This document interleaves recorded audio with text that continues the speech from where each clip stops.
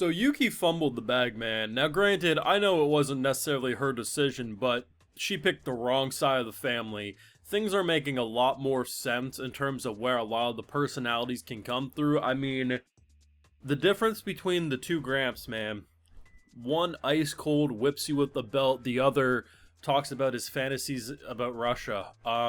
This is no longer Alia can't hide her feelings in Russia. This is Gramps can't hide his feelings about Russia. Dear Lord.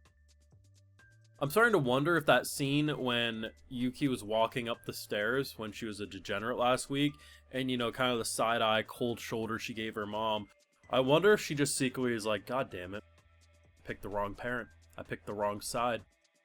I'm left with the emotionally, probably even physically abusive grandpa and my big bro. What does he get? He gets my wildest dreams. Granted, we know it probably wasn't really up to her, but I mean, goddamn, if she actually could decide, and she probably has nightmares trying to fall asleep. Jokes aside, though, fantastic episode. Unexpectedly funny, unexpectedly plot progression in terms of the main romance. I mean, goddamn, I can't be the only one who felt like, watching the first episode of Too Many Losing Heroines when she was feeding him and like all the bug-eyed people in the background. Like, that's one of those reactions from that show. Fantastic. But legitimately, like, they are progressing, and at this point, I can't tell. Are they married? Maybe. I don't know, because honestly, between the dynamic between the central two and then Gramps pretty much asking for his grandson's hand in marriage to you, it's like, oh my, what is going on? But the biggest bombshell was definitely that the family dynamic is actually a little more complicated than even I was first giving credit, because it doesn't even look like our boy can look his mom in the eyes. So I'm generally curious if it's just you settled and you went with a shitty person or place, or if there's more to it, because that mom's got some shame, and I'm interested to learn more about this. Now, of course, I have full live reactions over on Patreon. If you want to see my full and good thought to any of these episodes, it's going to be over there exclusively. So, first things first, the mom stuff. I really want to talk about that. So, we know it's not a nice household where she's staying. We very clearly got that indication last episode, but she also feels like she's emotionally whipped. I'm not sure if there's actual physical abuse that's been going on with a lot of this stuff. I feel like it's more verbal, but verbal can hurt just as much. And she was very timid and shy, and the idea that immediately, Fun Gramps pops up, it's almost like taking the reins so that an uncomfortable situation wasn't having to be held by a son who very clearly had, some emotional unavailability to the whole situation. But it will be interesting to see where they go with that stuff. I doubt we're going to get too much next episode. It does kind of feel like it'll be more of a passing conversation, but interesting stuff nonetheless. But very big surprise. I love the fact that when we first meet this man, he's just like, bro, you like, this is what a mafia member would wear. And I'm thinking to myself, man, this man has got like the most innocent, cute face. Like, he ain't no mafia member. And then he puts on the shades, and I'm like, well, maybe he could be someone's cousin, I guess. Like, that's the best way to put it. But just to see, like, where that insane part of the family might come from is just honestly comedy gold. And the idea that both Gramps and the mom of Alia, they pretty much just ship these two. She's like, yeah, Alia's always talking about you. And then Gramps is like, Russia. I need to hear no more. I'ma set my boy up for success. Do you want to marry into the family? And it's like, Jesus.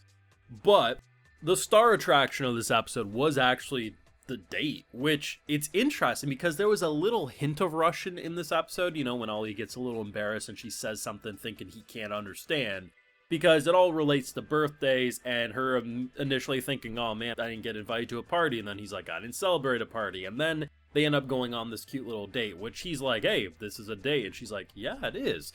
Like, they just are very honest in the situation, and throughout the kind of like seeing how like they were building up, I really got flashbacks to when I was watching The Dangers in My Heart, thinking about how, there's still a while to go, but it actually feels like they are progressing at an appropriate pace. And you don't get to say that too often, especially with shows with that kind of have that will they, won't they get together kind of mantra.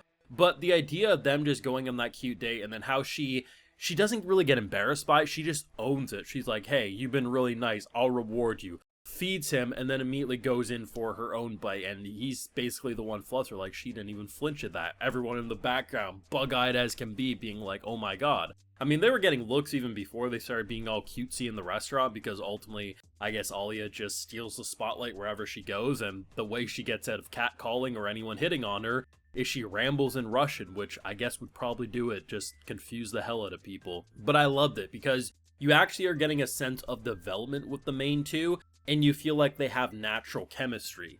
And then, of course, you just casual also have Yuki moments where she's like, hey, big bro, this is our bonding time. Don't do me like this.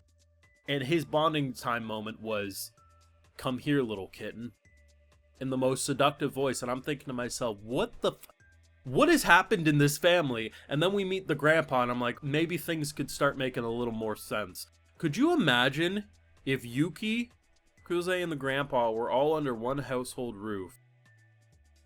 The degeneracy that would spiral, it would be like a wildfire, you know? Like, you casually drop a match in a pile of dry leaves, and then just the forest fire erupts. Like, that's what would have happened. So maybe it's a good thing she fumbled the bag, and before people are like, oh, you know, she had no choice. It's just a joke. You don't gotta take the jokes too seriously. I know some people do on the internet. It's a little sad they can't just laugh, but it's just jokes. But, yeah. Honestly, it would be interesting in an alternate universe. What if he stayed with the mom, she went with the dad? That would have been Weeaboo Central. Obviously our boy would just be mad depressed, seemingly. I'm not sure. Would the maid have gone with her? Maybe the maid would have stayed and he would have got the motorboat fun sensation that she got last week. I don't know anymore. But never expected this show to turn out as good as it was. First episode, definitely the most, like, I almost want to say the first episode catfished you into thinking, like, it's going to be one type of show, and then it quickly spirals into the biggest meme fest known to man, while simultaneously still actually progressing the dynamics that are very interesting to follow.